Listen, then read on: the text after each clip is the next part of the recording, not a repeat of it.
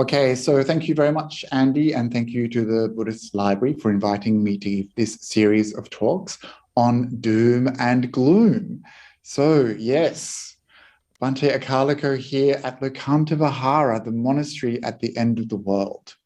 So doom and gloom, end of the world, lots of suffering for you to enjoy, and lots of thinking about how to escape about suffering in these two talks this week and next week.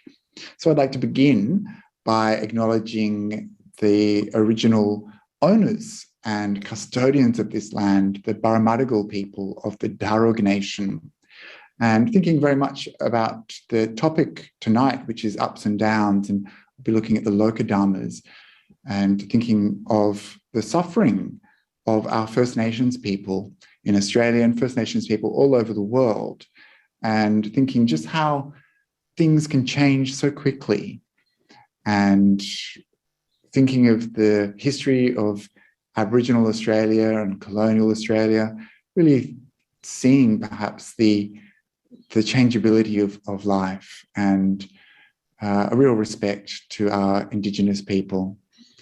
So I pay my respects to the leaders and elders, past, present, and emerging. And I also extend that respect to any First Nations people here tonight, or First Nations people everywhere. And so tonight we're looking at ups and downs and doom and gloom. So this was a topic that I chose quite a few months ago now, when we were very deep in the pandemic, and everyone was getting a little bit over it. Everyone was feeling a little bit depressed, a bit lost. There's a lot of uncertainty. And now in Sydney, things have changed a little bit, or a lot. Now it's like the pandemic never really happened. And so people on the street, they seem fine and happy and carefree almost. Today it's Diwali, the celebration of lights, and the area that I live in is in a majority Hindu area. So there's lots of people walking around the streets wearing colourful outfits, nice and happy. And fair warning, often there's these throwdown fireworks that happen. So if you hear noises, sudden noises, or if you see me flinch, I'm not being shot at. It's just the Diwali celebrations. And also today was the Melbourne Cup. There's people walking around celebrating the Melbourne Cup. And it seems like everything is okay, right? We've had our down, and this is our up. And if we're not careful, we might get a bit complacent and think that this is how it's going to be forever. Just like before the pandemic, we thought everything was okay. Then the pandemic came. We realized things actually were quite uncertain after all. And now things are getting back to normal, but the uncertainty is still there. And of course, for all of us, all over the world, at any time, there's pandemics, there's droughts, there's violence, there's wars. And so this uncertainty, this suffering, these ups and downs are happening all the time, globally, socially, in our communities. And then there's the ups and downs in our own lives, the challenges we face, the sufferings we have, traumas, the relationships, the difficulties, our work. Our life is full of ups and downs. And during the pandemic, a lot of people offered some responses to these uncertainties, these sufferings that we experience. There's a lot of talk about mental well-being, mental health, psychological perspectives and wellness perspectives, looking after your body, exercising, these sorts of things, all of which I commend and endorse. However, if we really want to respond to the uncertainty of life, to the roller coaster of these ups and downs, then we're going to need some strategies which develop wisdom, It's only through seeing clearly, seeing the truth of our situation, that we can appreciate just what's going on and just how important it is to have some release from suffering. And in the Buddhist perspective, a large perspective, we've been having ups and downs for countless lives, wandering about in samsara. And so if we're really concerned about the ups and downs of this life, of this world, then we better get concerned about that big picture and develop some wisdom that leads towards escape. So this topic I want to explore with you tonight is the lokadhammas, the worldly conditions. And I think that the pandemic really threw these up for us. We had to suddenly take note of these worldly conditions. And I was just thinking, actually, as we're coming out of the meditation, about a conversation I had with Ajahn Brahm. And he was asking me how I was going. I was just ordained as a monk. And he was asking me how I was going. And I was saying I was really happy. I was like, yeah, everything's great. I'm so happy. And he just kind of looked at me and said, it won't last. And I was kind of taken aback. Ajahn Brahm has this way of putting things into perspective sometimes.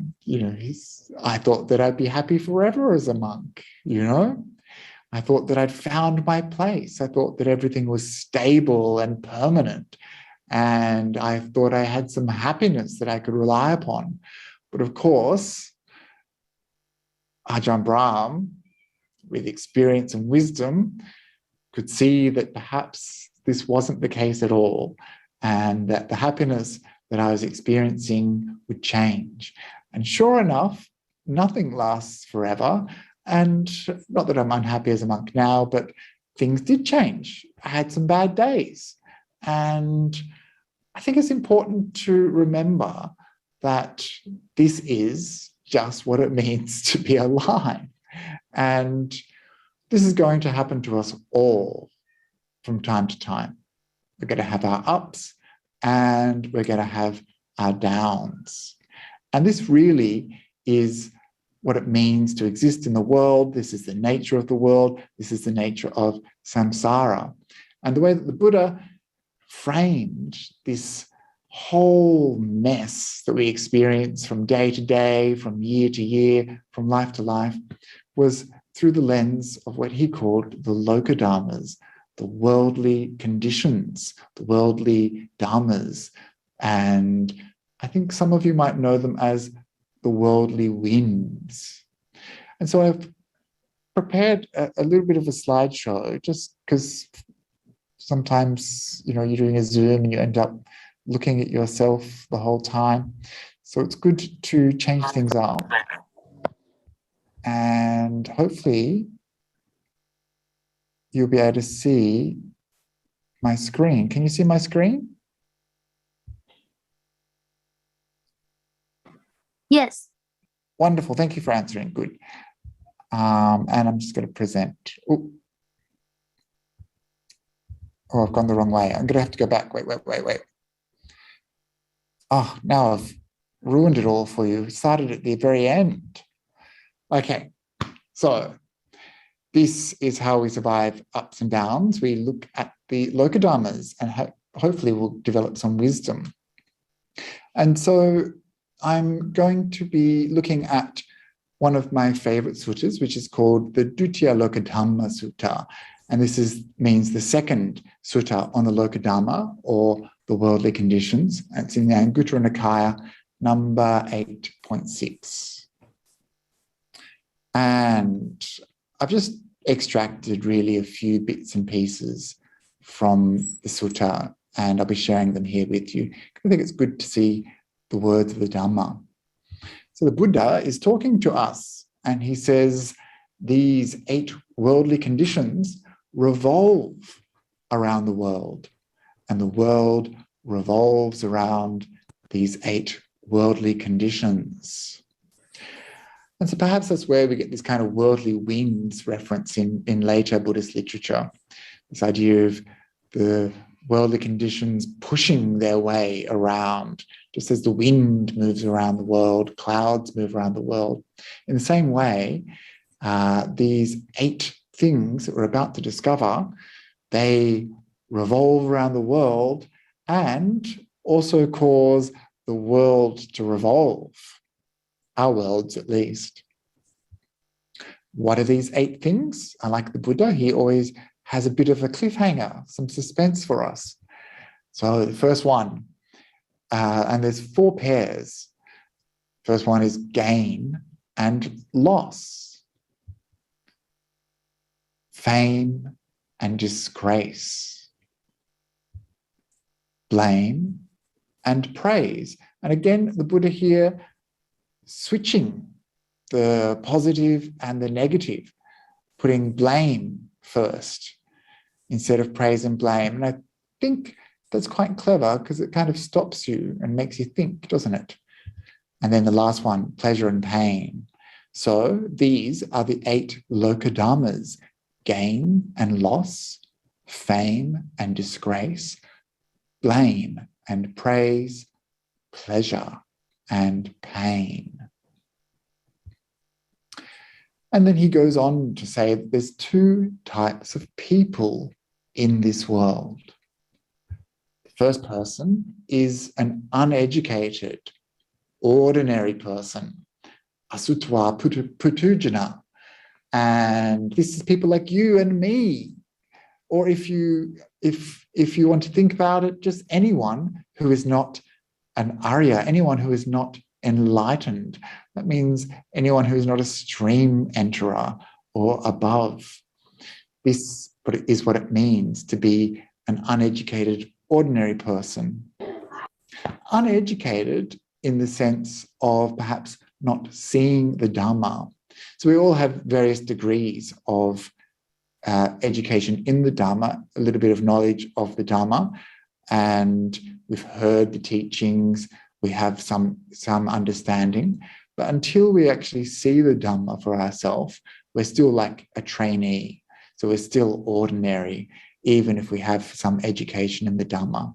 So this is one type of person in the world, a putujana, a worldly person, someone who is ordinary, ordinary like you and me, not boring, just ordinary. And the other type of person is an educated, noble disciple. So this is a Suttavato Arya Savaka. So Arya, of course, means a noble being. The Aryas are people who have attained some of the higher stages of the path, the enlightenment stages. So someone who is a stream winner or a once returner or a non-returner or an arahant. These are the fruits of the Buddhist path. And these are people on those paths and who have attained the fruits. So these are people who are educated in the Dhamma, understand the Dhamma, and they are noble because they have attained this path and fruit. And they're like a disciple of the Buddha, someone that follows the Buddhist path and has reached the goal that the Buddha pointed out. So these are the 2 types of people who are going to experience lokadhammas. Both of them experience these worldly conditions, right? So it's not as though those enlightened beings aren't affected by pleasure and pain, aren't affected by gains and loss, or reputation and ill repute, or praise and blame.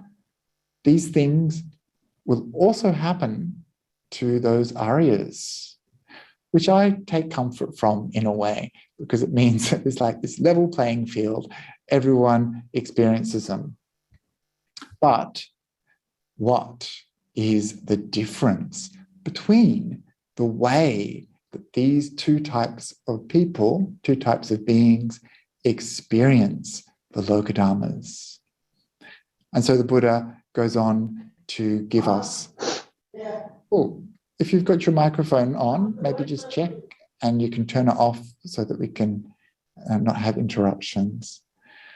So the Buddha asks, what is the difference between these two beings? And he says, when an uneducated, ordinary person encounters gain, etc., they don't reflect that this gain or this praise is impermanent, is suffering, is subject to change. So here we have anicca, impermanent, doesn't last. Suffering, sure or no suffering, that's dukkha. And subject to change here, the word is viparinama. So this is a word that might mean perishing or doesn't stay good, changes. I think Bhante Sujato, when he talks about this, he often talks about it as like the first bite of a brownie is good, but the second bite of a brownie is less good. So this is kind of diminishing, perishing. So these three things, when an uneducated, ordinary person encounters one of these lokadhammas, they don't reflect that this is impermanent, suffering, or subject to change. And therefore, they don't see it as it really is. This is yatha bhuta. This is seeing in accordance with reality. So this is why that poor, uneducated, ordinary person is an ordinary person. They haven't seen in accordance with reality. They haven't seen the truth of the Dhamma. And because of this, it obsesses our minds, becomes preponderant in our mind. It fills up our mind. We think about these things. Oh, we want gains. Oh, we don't want loss. Oh, we want praise. We don't want blame. And these things obsess us. They occupy our thoughts. They occupy our whole lives, actually. We're attracted to all these good things.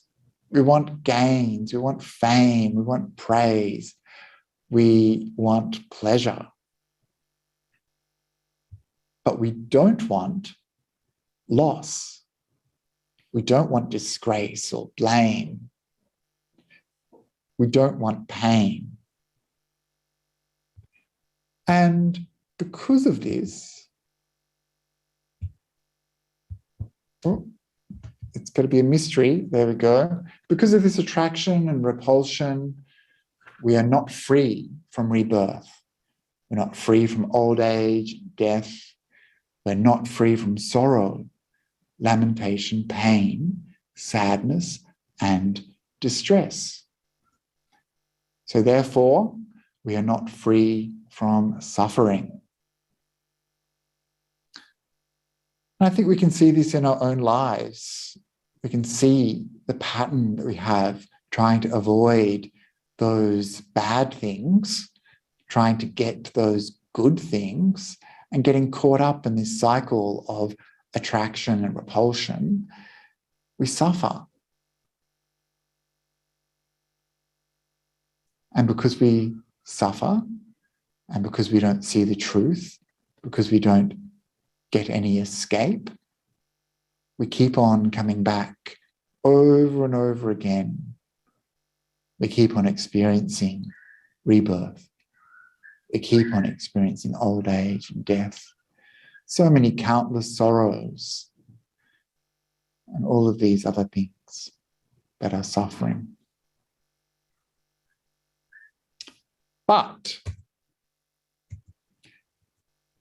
our friend, the educated, noble disciple, our beautiful friend, our Kalyana Mittas, like the Buddha and the Aryas, those enlightened beings, they do reflect with wisdom. So this is the difference between us and them. They do reflect that this is impermanent. that this is suffering. They do see that this is subject to change. And so they see yatha bhuta. They see as it really is, in accordance with the truth of the Dhamma. And because they see clearly, it does not obsess their mind. They know this is just arising and passing. This is suffering coming and suffering going, pleasure coming, pleasure going, gains coming, gains losing, gains. And so a wise person, someone who sees in accordance with reality, is not going to be obsessed by these lokadhammas. They're not going to hanker after fame, gain, and praise and pleasure. They're not going to run away or be repelled from loss, disgrace, blame, and pain.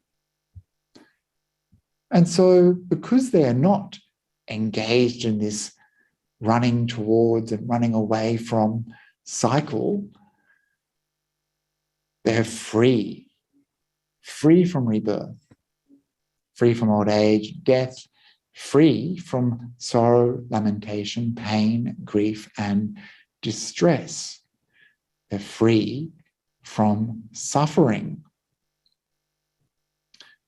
And so, essentially, what we have is a difference of view. Those enlightened beings have some right view, a lot of right view. They see in accordance with reality. They see the truth. And for us, our view is so obstructed. And I've used this image here like an analogy. You know, when you hold something close to your face, it looks so big. When you take it away from your face, suddenly it's small, yeah? This is something we get from perspective. At the moment in our life, our problems seem very big. Our suffering, our pandemic woes, our losses, our pain, so big. It occupies our minds, obsesses us, it fills up our waking hours, it fills up our life. We have so many of these lokadhammas happening to us every single day. And because of our limited view, our limited perspective, our limited understanding of right view, because of that, this obsession, this infatuation with these things means that these things become so big, so powerful in our lives. But if we had a different view and could see more clearly, those things that seemed really important could be put into perspective. And suddenly they don't seem so grave.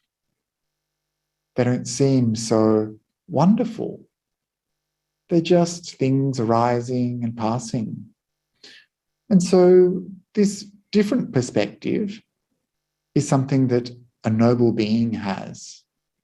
They're able to put, because of their vision and understanding of the true nature of suffering, because they've seen samsara for what it is, because they have a greater breadth of knowledge and understanding, they can see these worldly winds in their proper perspective.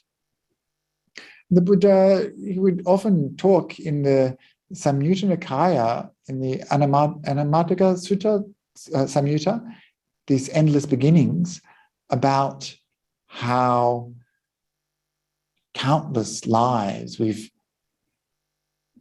shed so much blood We've had so many mothers. We've grieved so many tears, more tears than all the water in the ocean. We've lost so many friends and family. We've got so many bones from our past bodies that they would fill up a huge mountain of bones. And when you see like that, when you see the arising and passing of beings through countless lives, start to feel that this life and all of those things are somehow smaller.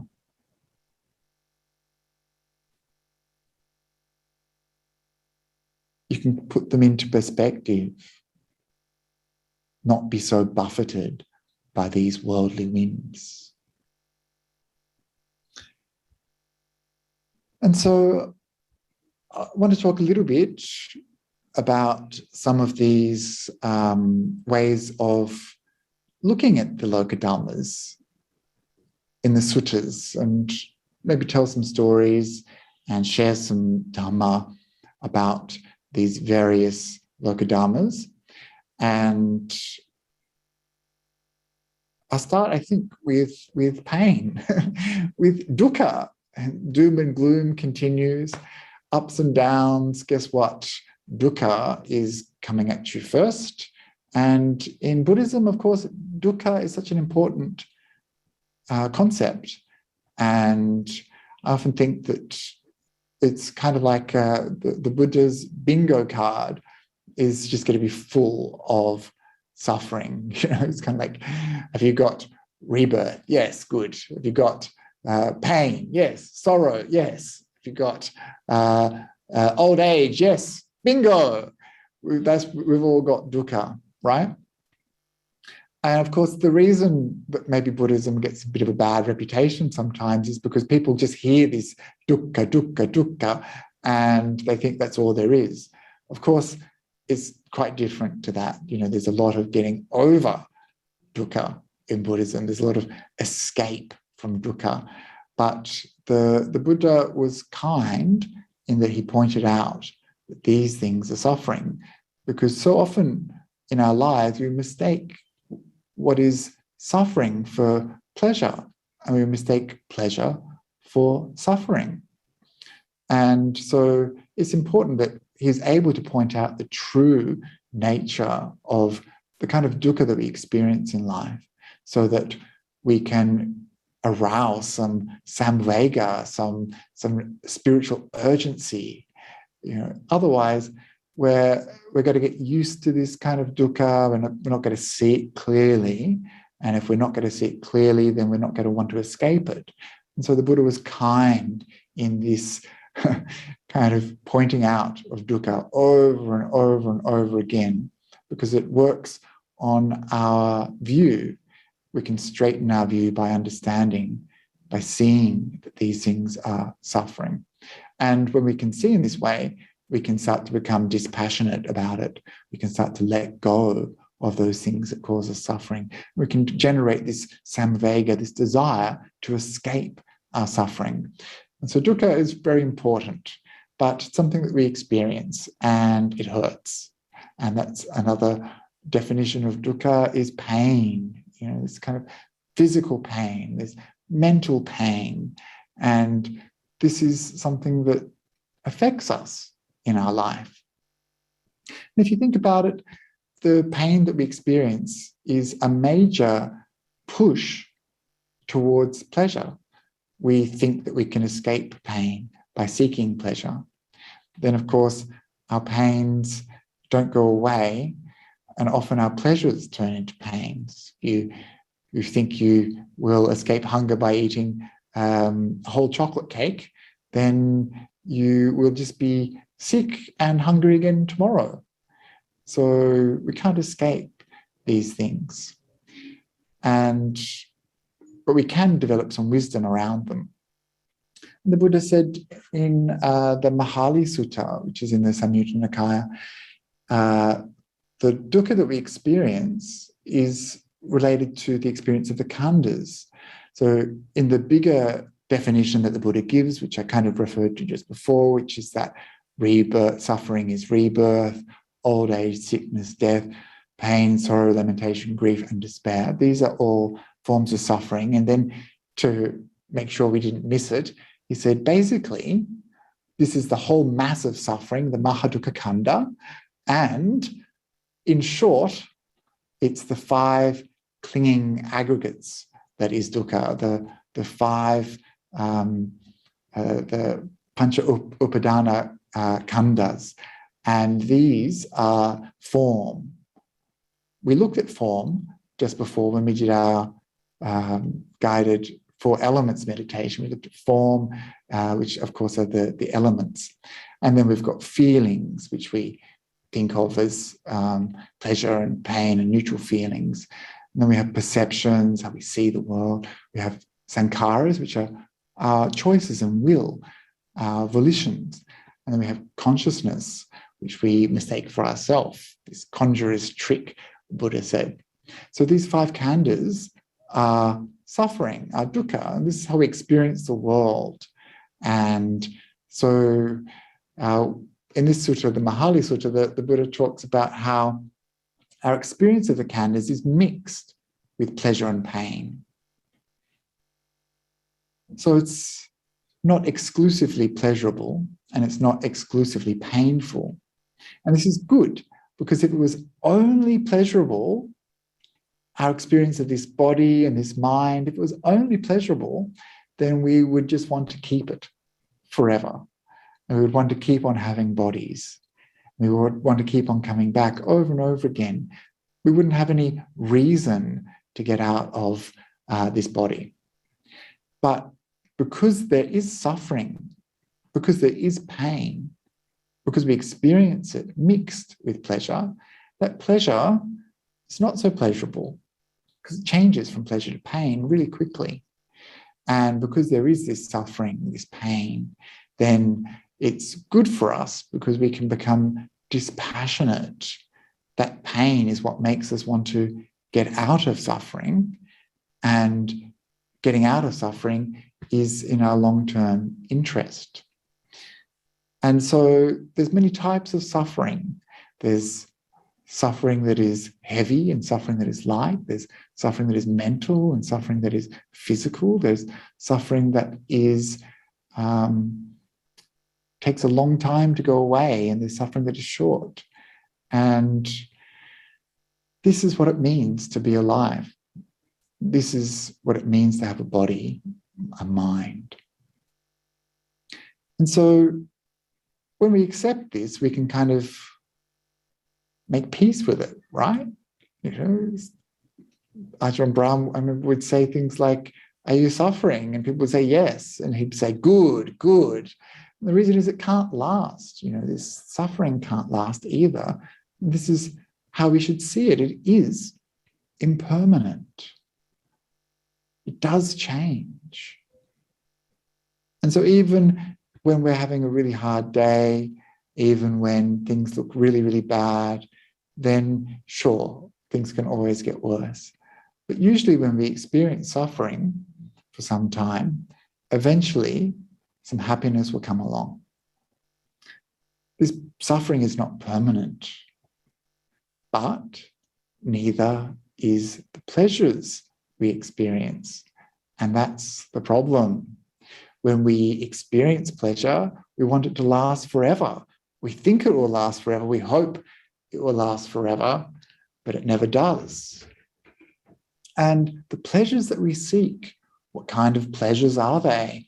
Most of the time, they're sensory pleasures, pleasures that occupy our senses, our sights, sounds, feelings, tastes, smells. These are the things that we seek. Even the pleasures of the mind, interesting ideas, thoughts, concepts. These are things that we take pleasure in. And in the Patalaya Sutta, which is a sutta I often teach, Majjhima Nikaya number 54, we find the Buddha talking about how these pleasures are full of drawbacks and dangers. He compares it to a bone that's been well scraped clean of meat. This bone given to a dog. This poor dog gets the taste and the flavor of the meat that's left on that bone that's been scraped clean, but never truly gets satisfied, cannot truly be nourished by that bone. There's no meat on that bone to nourish it. So it has the flavor, but no nourishment. He says that our sensual pleasures are like birds fighting over a scrap of meat. So competitive. We have to compete with people for things. Or like a grass torch in the wind. We hold this torch up, and if we're not careful, the flame from that torch blown by the wind will burn our face. We're so easily burnt by these pleasures. All those things that we search for, all those things that we want to be permanent and pleasurable, that will last forever and keep us happy, all those things are impermanent. And they won't make us happy. And so when we think about these lokadhammas, sure, we experience pleasure and pain. What kind of experience of pleasure is going to help us? And the Buddha says sensory pleasures aren't going to help you, but he's not going to leave us just in suffering. He offers an alternative path. He offers us meditation and the bliss of the mind that doesn't rely upon these external stimuli, these external pleasures, which are so unsatisfactory, which are so impermanent and changeable. So we develop our mind through meditation so that we can experience the bliss, the happiness, the sukha of these unworldly states of meditation. Of course, these states also don't last, but they're on the path towards a permanent eradication of suffering, which is enlightenment. And so in some ways, they're like a little taste of enlightenment, especially these deep states of meditation, like jhanas. These are like the flavor of nibbana. And so this is pleasure, this is pain. We're going to experience pleasure and pain every day of our life, every moment, moving from pleasure to pain, pleasure to pain. And how we need to view it is with wisdom, straightening our view, developing right view, developing understanding, seeing these things as impermanent, seeing even those pleasures as suffering, certainly seeing suffering as suffering, being able to identify suffering and seeing it as changing, subject to change. In this way, we incline the mind towards understanding, towards seeing. We're developing this thing, ujjukaditi, seeing, straightening our view. And this is how we make progress on the path. So this is pleasure and pain, and gains and loss is something I wanted to talk about. And I had one of those days today, monks have a particular kind of suffering, and that is the suffering of monks. And lay people have the kind of suffering of lay people. And for me today, I was at an alms round, and Bhante Sujato wasn't around. He was out today. And there was a lot of kind people who came to offer dana on our Pindapata round. And so many kind people, in fact, that I was completely overwhelmed. And even though I didn't accept all the food that I was offered because I just couldn't carry it, I had these gains, but I also had some suffering because of it. And then just when I thought I was going to get away, a man that I see often on Pindapata, and we haven't done Pindapata for such a long time, a man came up and said, "Let me buy you some sweets." And I was like, "Oh, my friend, I have so much food." I never like to say no when people are generous. And he said, no, come, because it's Diwali. So he wanted to buy some sweets. And he said, come. And he took me to the sweet shop. And he said, "Just wait here. I'll get you some sweets." And so then, because of COVID restrictions and because of Diwali, service was very slow. And I think I was there probably about half an hour all up waiting because there's so many people and they could only serve a few people at once. And so I had all these gains, all this food, and I was standing there, I was weighed down by, a heavy bowl, my bag, I had some other bags, and then he gave me these sweets. And there's only so much I can eat, And so this is kind of suffering that comes for monks and nuns sometimes. When people are so generous, we have the problem of being well fed, right? And I was remembering back to our very first Pindapatas, when I was so worried that we weren't going to get anything, that we would have no gains. And this is how it is to live. We are constantly worried about not getting enough of this or that. We want gains. We want things like possessions, food. We want nice things, nice possessions. We want enough. We want more than enough.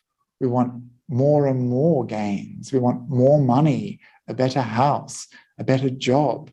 This is what we look for in our lives. And we're afraid to lose it. We're afraid of loss. We don't want our share price to go down. We don't want our house value to drop. We don't want to lose our job. We don't want to lose our nice new mobile phone. We don't want to lose anything. We want to keep things as much as we can.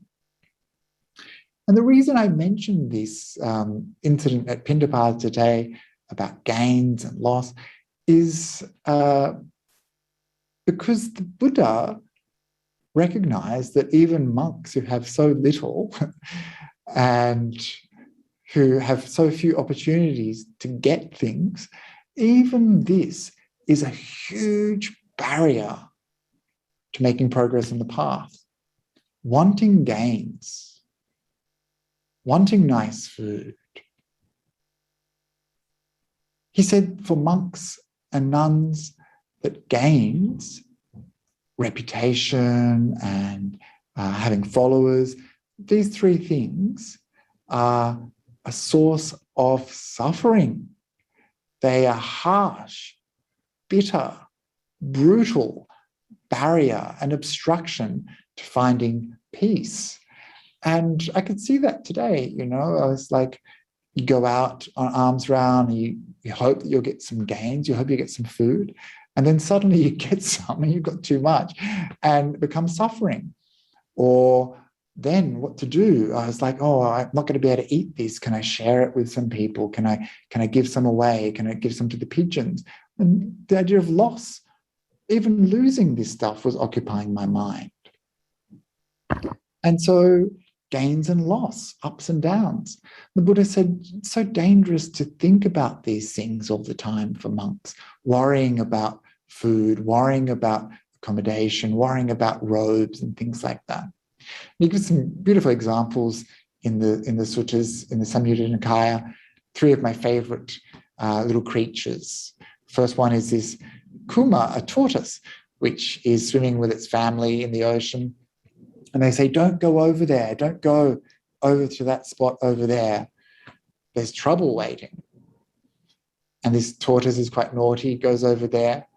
And then he goes back to swim with his family.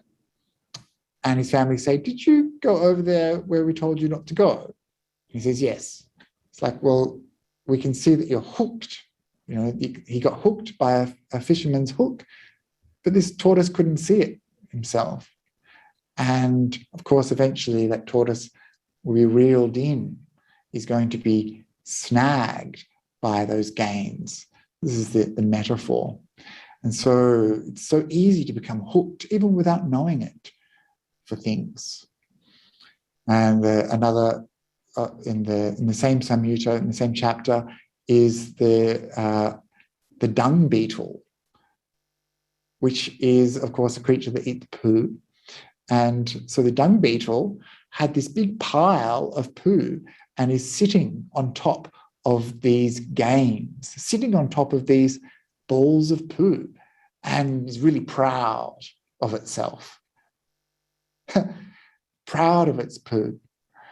And, this is sometimes like us, maybe you're a collector, you have all of your collections of things, and you can be quite proud of that, but this is just stuff. It's not a source of happiness.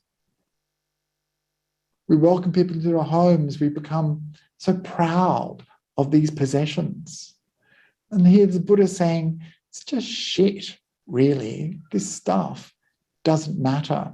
The problem is that we identify with it, just like we identify with pleasure and pain, just like we identify with this body, and this earth element, this water element. We identify with it, and that identification becomes the suffering. Because we think of this as mine, my pile of dung, my fancy things. And if any of that changes, if someone takes away our fancy things or they break, someone takes away our gains, if we experience loss, then we suffer because we were so attached and so enmeshed with that idea that these gains were permanent, pleasurable, unchanging. We identified with those things, and so we suffer.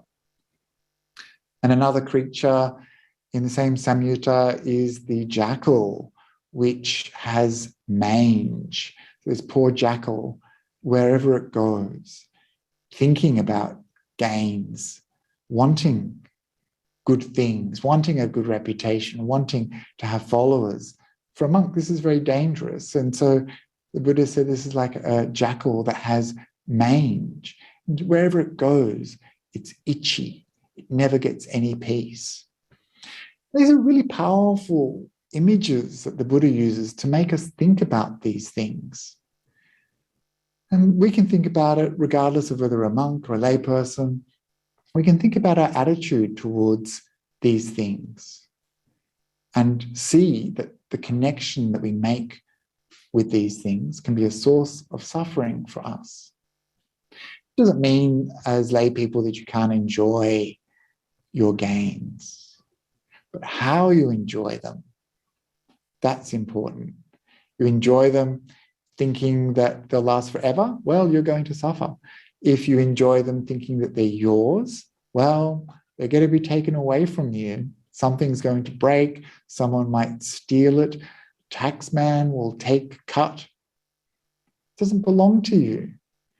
And if you think that you're going to enjoy them forever, then you're wrong. So when we have gains, we should use what we have for what we need, share what we need, what we have with others, keep a little bit spare for a rainy day, and do good with what we have. And this kind of gain is long-lasting. This kind of gain, what's given, the Buddha says, cannot be lost. When we're generous and kind, when we give, can't be lost. We've given it. And the good karma, the good merit that we have from that lasts a long time. And so it's better to if you're going to experience loss, to do it yourself through renunciation, through generosity, than have it taken away. And whatever we get, we should share. This is a good way to live, according to the Buddha. Looking at the time, don't have terribly long to go. So I'll whiz through the next two couplets, which are disgrace and fame. So, of course, these also occupy our minds quite a lot. So fame is having followers, just like on Facebook. It is like Instagram or TikTok. It is worrying how many people are going to turn up to a Dharma talk. It is thinking about how many people saw that video that I posted on YouTube. It is comparing myself to someone like Ajahn Brahm, who gets millions of views for his talks. Of course, if you start to identify it with a reputation, then you're going to suffer, because this reputation is so fragile. so changeable. We want to be regarded well. We want people to think good of us. And that's okay. We don't want people to think that we're bad. We don't want people to think that we've done bad things. And of course, the best way to avoid people thinking that we're doing bad things is to not do bad things. But a lot of this is so out of our control. I was thinking of the royal family and how they have fame, but their fame is kind of like a real suffering. And Hollywood actors, there's this kind of microscope on their lives. This fame shows up everything. And then eventually, as we kind of put the microscope onto a part of their lives, we'll find something that makes us think less of them. And then that reputation that was good changes. We see something about them that we don't like. We hear something about them that they did wrong. And very quickly, changing, that fame becomes ill repute. That good reputation becomes disgrace. And in our own lives, in so many ways, this is happening all the time. We even see things like poor celebrities who have aged badly, kind of getting shamed. Oh, he's really let himself go. Oh, can you believe what she looks like now? It's so easy for this reputation to change. Even great people of the past who were previously lauded, when we examine them more closely, their reputation becomes tarnished. All of those statues of colonial leaders being pulled down by later generations. So these things are so difficult for us to judge, so difficult for us to know whether a person is deserving of a reputation or deserving of ill repute. So difficult for others to know that of us. And so then why do we get so caught up with worrying what other people think about us? So impossible for us to control.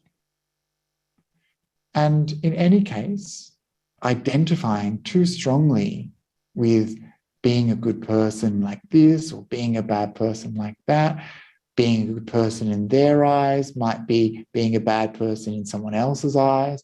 Being a good person in our eyes might not be valued by others. And so the Buddha advises us to not become too obsessed by fame, by ill repute, not to worry too much. It doesn't mean that we shouldn't have regard for how we behave. It doesn't mean that we can just do whatever we want. I mean, a good reputation is important. And this is one way that some of the chanting that we do about the Buddha starts off, the Buddha had this good reputation, and the qualities that the Buddha has, these qualities are beautiful. These qualities are worthy. And these qualities will inspire the mind and lead us in the right direction. It doesn't mean that the Buddha didn't have a bad reputation among some circles of people. He was criticized. It doesn't mean that the Buddha won't have a good reputation forever, or that the Buddha won't have a bad reputation in some circles in the future also. Who knows? Buddha wasn't concerned by such things. He was concerned with escaping suffering. And if we're concerned about escaping suffering, then we can sit a little bit loosely to how people think about us. Of course, we want to be praised for doing good. We don't want to be blamed. So these are the next two of the Lokadhammas. We want to be praised because we're ethical and virtuous, because we're generous. These are things that the Buddha said are praiseworthy. He also said that no one who's ever lived, this is the Dhammapada, verse 228, maybe, that no one who has ever lived has been wholly praised or wholly criticized. It's a mix. No one is loved by everyone. No one is hated by everyone. Even the worst people have friends. Even the most blamed have some praiseworthy qualities. This is a kind of mixed way of being. In our lives, we'll have some praise. In our lives, we'll be blamed. It'll come to us, it'll arise, stay for some time, and it will pass away. And our job is not to get too involved in identifying with the praise or identifying with the blame. We will suffer if we always need praise. We will suffer if we blame ourselves all the time. We need to have a healthy relationship with praise and blame. We need to understand sometimes I do things that might not be praiseworthy, and that praise might be valid. Sometimes I am praised for things I didn't do. Sometimes I'm blamed for things I didn't do. Sometimes there may be things that I should be blamed for. We need to have a balanced mind about these things. The Buddha said that we should praise what is praiseworthy and abandon what is unpraiseworthy. And for Buddhists, we have to be very careful that just because we understand that these are lokadhammas, that there will be praise coming, blame coming, it doesn't mean that it's like a get out of jail free card for us. Sure, there's praise. Sure, there's blame. Doesn't mean that we shouldn't behave in a way that is praiseworthy. Doesn't mean that if we've done something wrong, we shouldn't be blamed. We shouldn't just see these lokadhammas as things that just happen and doesn't matter, doesn't belong to us. Sure, it doesn't belong to us in the same way that we might think about it if we identify with it too strongly, but if there's reason for it, then we should be aware and understand, I'm being praised because I did something praiseworthy, or I'm being blamed because I did something wrong. These two things, although they're lokadhammas, will help us on the path. Being aware of hurting ourselves or hurting others, something that is blameful, we should abandon. Instead, we should cultivate the anavajja, the blameless, so that we can experience the anavajja sukha, the bliss of blamelessness. And of course, praising what is virtuous, what is beautiful, what is ethical, praising generosity, praising wisdom. These are things that will help us grow on the spiritual path. And knowing how easy it is to praise and blame, we can help others cultivate these good things by being careful about how we blame. Be gentle, be kind. Praise when people do good things lifts them up, encourages them. Blame can really put people down, hurt people, and cause a lot of self-esteem issues and things like that. And so do what's praiseworthy, avoid what is blameworthy, but understand that regardless of what you do, there'll be praise and there'll be blame coming at you in any case, at work, in your relationships, with your family, all over the place, because these things are lokadhammas. And so we're coming towards the end of this talk about the lokadhammas. I just want to share some quick tips, survival tips for ups and downs. So the first thing is to remember it's okay. You're okay. You're experiencing the lokadhammas. Stuff happens. It's really important that we don't repress these things and have exaggerated detachment about them. If we're experiencing pain, we need to understand I'm experiencing pain. When a gain comes to me, we identify it. I'm going up. This is good. We need to know that it won't last. We need to see that it's changing and full of suffering, but we need to understand this is happening. So with spiritual bypassing, we are exaggeratedly detached, or we think we have equanimity, but in fact we're numbing ourselves and emotionally repressing stuff. And so we see these things as impermanent, just like those Aryas do. We understand these are just arising and passing away. We straighten our view. We can practice patience, khanti, patience, patient endurance. And we can put things into perspective by understanding the bigger picture of samsara. We can contemplate impermanence, understanding through meditations on the breath, seeing the impermanence of each and every breath, or on the four elements, or on Vedana, the impermanence of feelings in the body, or death. You can see impermanence in this way. And this helps us to accept the changing nature of our reality. And we can develop right view, seeing in accordance with reality. And we can develop equanimity. But equanimity is something, proper equanimity is something that happens a long way down the path when we have understanding and wisdom. We kind of fake it till we make it, I think, with the kind of equanimity that people often speak about, the way they kind of perhaps see themselves as being neutral, can often be like a way of numbing, or people who practice equanimity sometimes mistake detachment for equanimity. And this isn't quite the same. Equanimity is really seeing what's happening and being stable and steady anyway.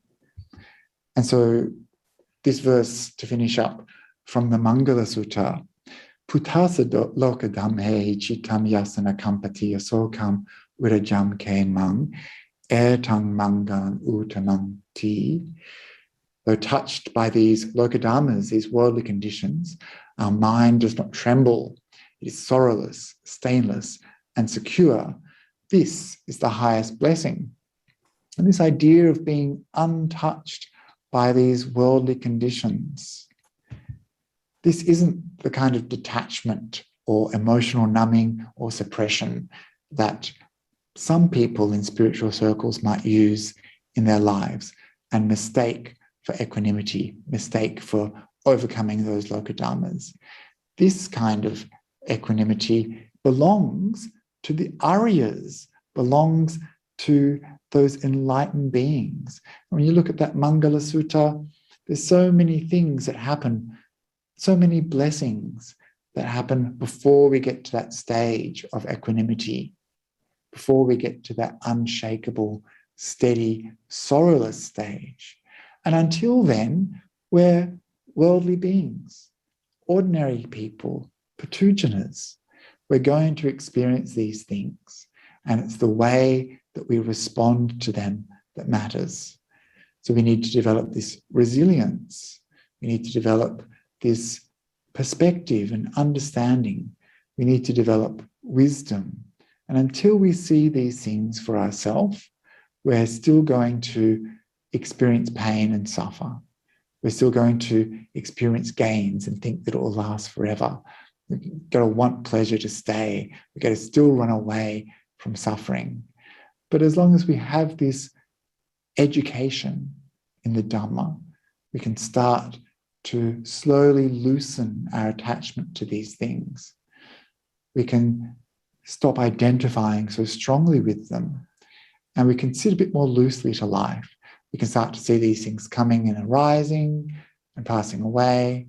And this is the development of our mind. This is the development of wisdom.